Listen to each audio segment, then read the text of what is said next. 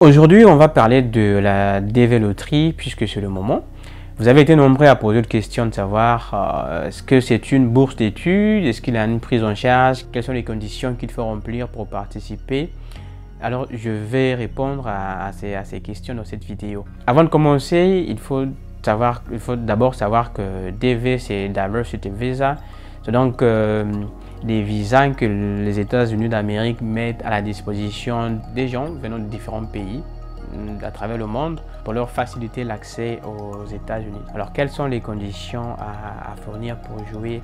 Qu'est-ce qu'il faut faire pour jouer? C'est à ça que je vais répondre dans cet épisode. Ce qu'il faut savoir en premier quand on veut jouer à la DV Loterie, c'est d'abord l'éligibilité ou pas de votre pays à la fameuse DV Loterie. Je veux dire par là qu'il faut d'abord commencer par voir si votre pays peut jouer en termes faciles à la DV Loterie. Vous pouvez être africain mais vous habitez dans un autre continent. Vous pouvez aussi être africain mais vous habitez dans un autre pays africain. Vous pouvez aussi jouer si et seulement si votre pays d'origine est éligible. Donc ce qu'il faut commencer à faire, c'est d'abord aller dans le site du gouvernement d'État américain pour voir si votre pays est éligible. Le deuxième point, c'est l'âge. C'est à partir de 18 ans que l'on peut jouer à la DV Loterie. Donc si vous avez moins de 18 ans, malheureusement, vous ne pouvez pas jouer. Mais si vous avez plus de 18 ans, 19 jusqu'à l'infini, vous pouvez jouer. Donc le troisième point, c'est avoir minimum le bac.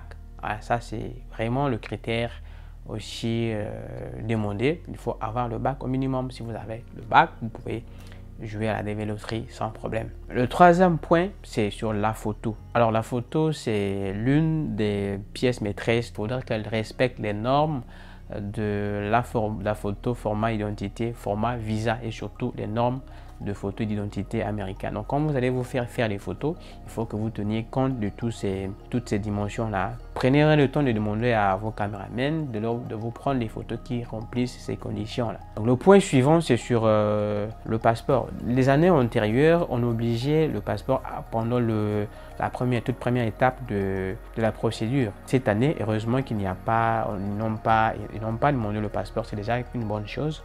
Mais ce n'est pas pour dire que si tu n'as pas de passeport, puisqu'on n'a pas demandé, que tu vas baisser les bras. Il faut que tu penses déjà à avoir ton passeport parce que si et seulement si tu es sélectionné, le passeport sera demandé pour la suite de la procédure. Donc il faut déjà penser à ça. Donc, et surtout qu'on vit dans des pays où le passeport est difficile à avoir. C'est donc le moment de chercher déjà son passeport pour que on ne soit pas surpris. Maintenant le dernier point, c'est le plus important que l'on devrait savoir.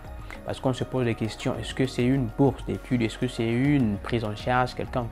Alors non du tout, non du tout. La DV Loterie n'est pas une bourse quelconque, ce n'est pas une prise en charge quelconque non plus. C'est juste un visa. Donc, on vous donne juste l'occasion d'aller aux États-Unis. On vous bénéficie des mêmes privilèges que les Américains. À la seule différence, vous ne pouvez pas avoir accès au vote. Donc ce n'est pas une prise en charge. Donc quand vous prenez la décision de jouer à la DV Loterie, il faut que vous vous apprêtiez, il faut que vous soyez en tout cas convaincu que vous serez en mesure de vous prendre en charge vous-même. Ce n'est pas l'État américain de prendre en charge vos démarches, votre départ et jusqu'à votre arrivée aux États-Unis. C'est vous-même qui allez vous charger de votre situation. Donc ce n'est pas à l'État américain de prendre votre responsabilité financière. C'est à vous-même d'assurer vos démarches jusqu'à ce que vous arriviez aux États-Unis. Et même arriver aux États-Unis, c'est vous-même aussi qui allez continuer à prendre votre charge. Donc c'est pour dire que avant de commencer à jouer, pensez déjà à vous poser des vraies questions si vous êtes en mesure de vous prendre en charge financièrement. En tout cas, ce n'est pas une bourse quelconque, encore moins une prise en charge. Il n'y a rien, mais rien de tout ça. Il faut que ça soit clair. Alors, les gens aussi se demandaient s'il y a un moment, une heure quelconque de la journée, il faut jouer. Alors, il n'y a pas d'heure précise ni de moment précis pour jouer.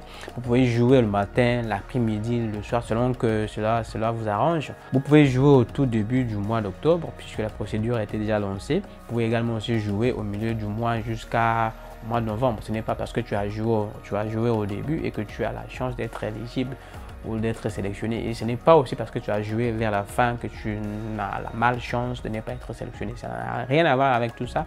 C'est juste que question de chance, s'il faut pas parler de chance. C'est juste une question de chance et de hasard. C'est juste ça. Un autre point très important, c'est qu'on ne joue pas plus d'une fois à la Devil Loterie. Dès que votre dossier a été soumis, on est mis réussi, vous ne devez plus jouer une deuxième fois. Si on constate que vous avez joué plus d'une fois, ça veut dire que votre dossier sera exclu automatiquement. Donc vous n'avez pas en tout cas besoin de jouer une, 2, 3, 4 fois.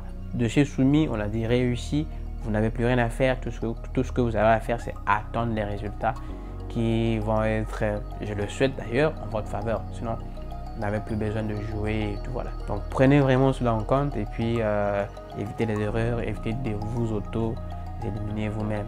En ce qui me concerne, je vous encourage à jouer. Je vous encourage à jouer parce que c'est très important que l'on sorte, que l'on aille là où il y a le savoir pour apprendre les bonnes choses.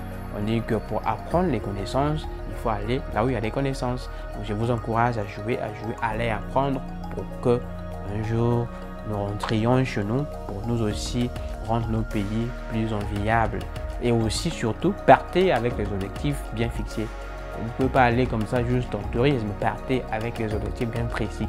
Pour qu'une fois là-bas, vous sachiez ce pourquoi vous êtes là et puis ça va vous permettre aussi de vous intégrer rapidement et puis passer aux choses pour lesquelles vous êtes là. Parce que vous avez enfin la chance de faire ce que vous n'aviez pas l'occasion de faire dans mon pays d'origine. Je mets le lien du site officiel du département d'État américain dans la description de cette vidéo. Donc vous pouvez, en regardant la vidéo, faire un tour dans la description. Vous allez voir toutes les informations en ce qui concerne le lien.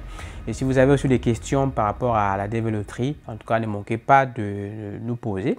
Vous allez aussi trouver nos coordonnées téléphoniques, nos adresses mail pour plus de renseignements justement lié à la Devil Loterie. Alors on va vous répondre avec beaucoup de plaisir. N'hésitez pas de nous contacter et on restera là H24 pour répondre à vos inquiétudes. Voilà, c'est un peu ce que je voulais partager dans cet épisode. J'espère que ça a été utile et en tout cas je suggère que l'on partage avec maximum de personnes, avec que l'on ait tous l'information et on sache comment ça se passe et que l'on prenne les dispositions qui vont jouer à notre faveur. Dans la prochaine vidéo, je vais vous apprendre comment jouer à la Devil Loterie du début jusqu'à la fin, étape par étape, donc du commencement jusqu'à la soumission de votre dossier.